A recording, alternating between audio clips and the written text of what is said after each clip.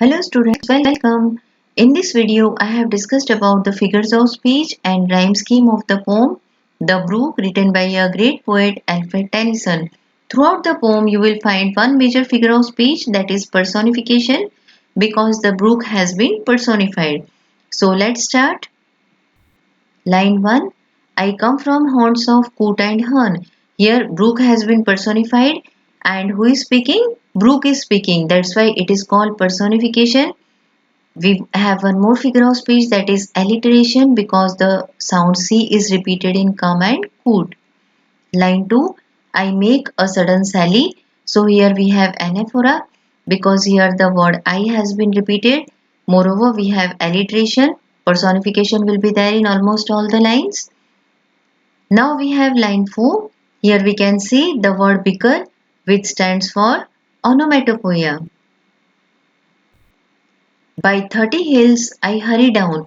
Here the right order of the sentence should be I hurry down by 30 hills. So it is anastrophe, which is also called inversion.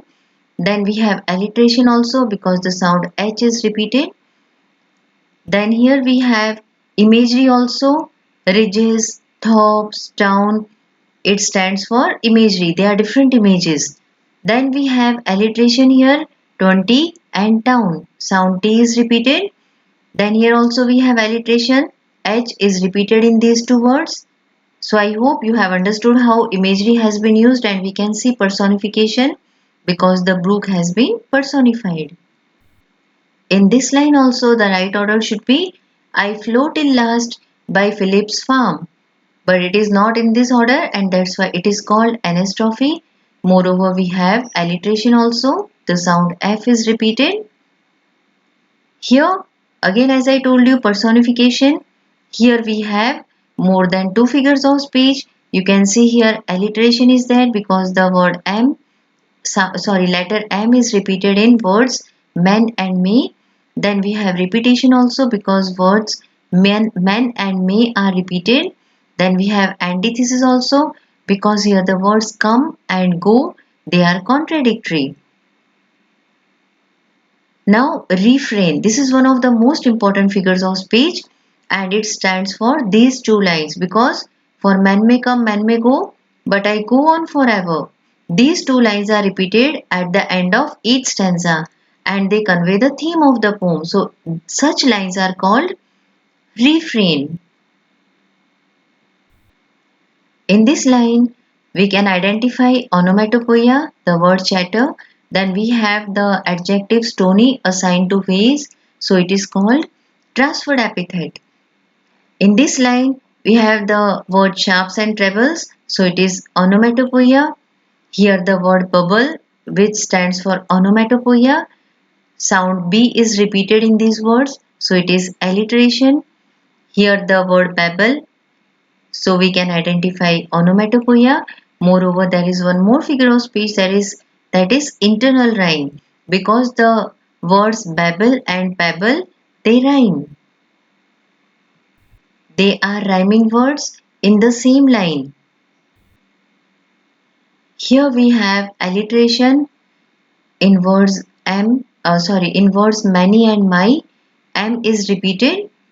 Then here we can see alliteration, F has been repeated.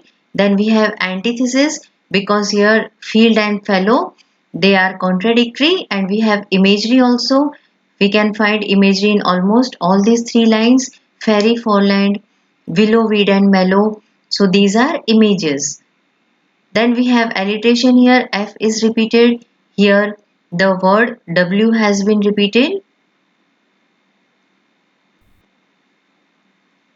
Here we can identify onomatopoeia, because here the word chatter, it stands for onomatopoeia. The word chatter has been repeated, so it is repetition. To join the brimming river, personification. For men may come, men may go, as I told you, these two lines, they are repeated at the end of each stanza, and that's why it is called refrain.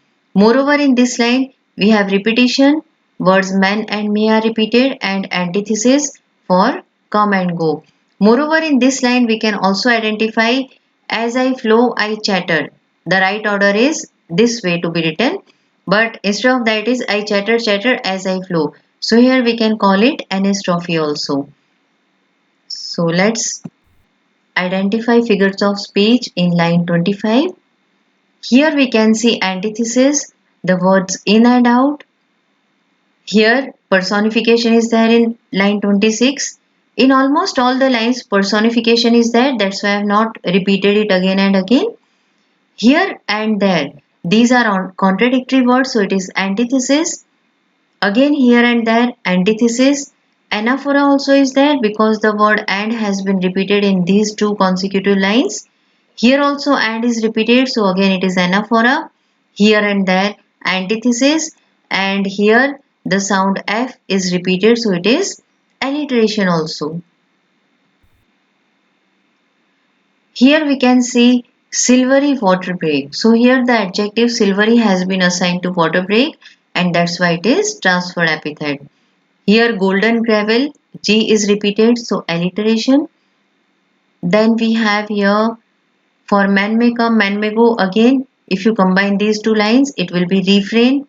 And as we have seen in the previous lines also, man may, this is repeated, so repetition, and come and go will be antithesis, and also alliteration because man may. Here the letter M is repeated. So let us here write alliteration.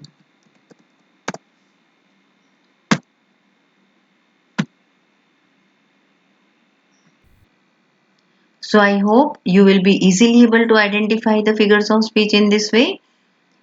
Let's continue. Here you can see I steal by lawns and grassy plots. Here the word steal, it also shows the slow movement and the soft sound.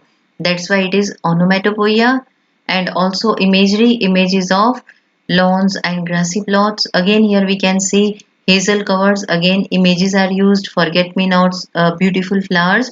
So here imagery is used in almost all these lines. I slide by hazel covers. Here we can see the word I is repeated, so it is called anaphora. Here also again I has been repeated, so anaphora.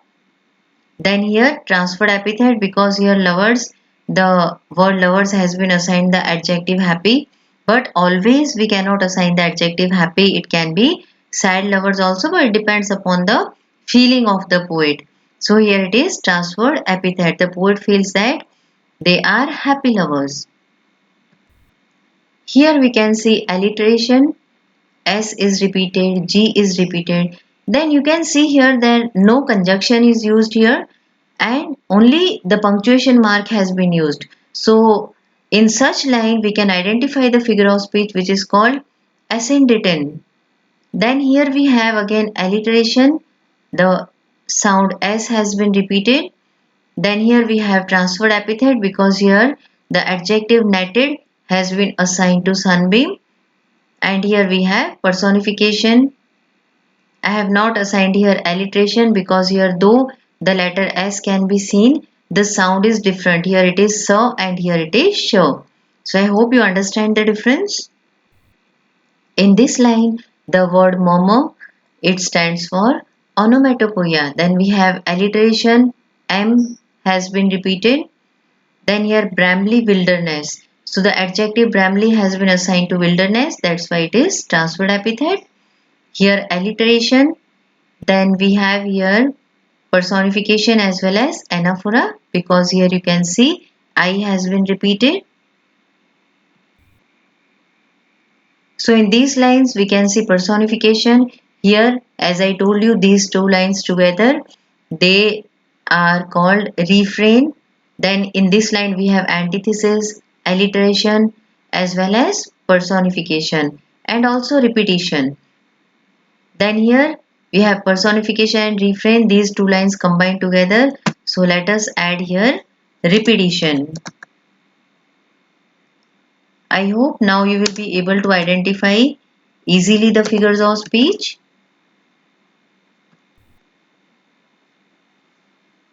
I hope you have understood all the figures of speech. Now let us see the rhyme scheme. The rhyme scheme of this poem is AB, AB. I hope you have understood the rhyme scheme. If you have any difficulty in identifying the rhyme scheme, then you can watch my other videos in which I have explained different types of rhyme schemes and how to identify them. Moreover, if you have any difficulty in understanding in English, then I will also make one video in Hindi along with the summary in both English and Hindi. So please do watch that video for the summary. Thank you so much for watching the video and hope you perform well in your examination.